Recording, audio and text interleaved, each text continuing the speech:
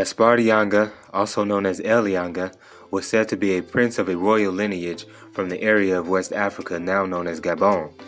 It is not clear as to what ethnic group El Yanga was from.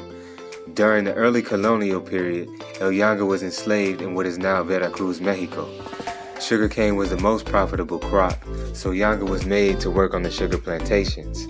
While working the sugar plantations, Yanga would develop an escape plan, garnering the attention of other enslaved Africans. Eventually, around the year 1570, El Yanga and a group of his followers would emancipate themselves, fleeing into the mountains. They would then establish communities called palenques. Palenques were more than runaway communities. They were makeshift African kingdoms. Various palenques were erected in north and central Veracruz, remaining unmolested for nearly 40 years. El Yanga cultivated the land and allowed other fleeing Africans to occupy the territories. Yanga would organize raids against Spanish caravans, looting food and other trade goods. He would also take Spanish men as prisoners.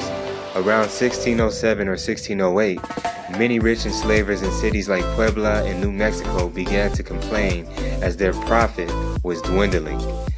This was due to the escaping of enslaved Africans to free communities. The Spanish enslavers went to the government pleading for something to be done about these communities. So the government would then plan to send about 550 troops to detect and destroy these communities. Yanga heard of this plot to take down the palenques and sent a Spanish war captive to deliver the message to the government.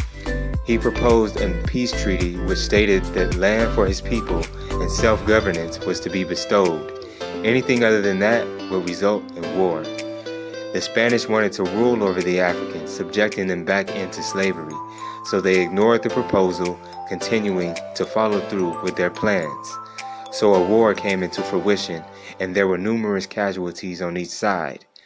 After the battle, Yanga and his followers fled further up into the mountains, seeing that it would be harder for the Spanish to encroach on. The Spanish burned the community down, only for the Africans to rise up again and erect a new one. Yanga and his people's commitment to resisting slavery garnered a sense of respect from the Spanish. There was no choice for the Spanish but to honor El Yanga's treaty and to allow him to have land and self-governance.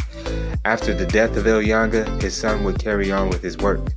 His son continued allowing Africans to retreat to their community. The Spanish did not accept this at all and would eventually destroy the palenques.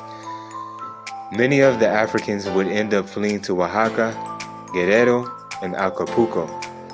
200 years before the Mexican Revolution and 100 years before the Haitian Revolution, Mexico had been liberated by Africans, giving El Yanga the title El Primero Liberador de América, meaning the first liberator of the Americas.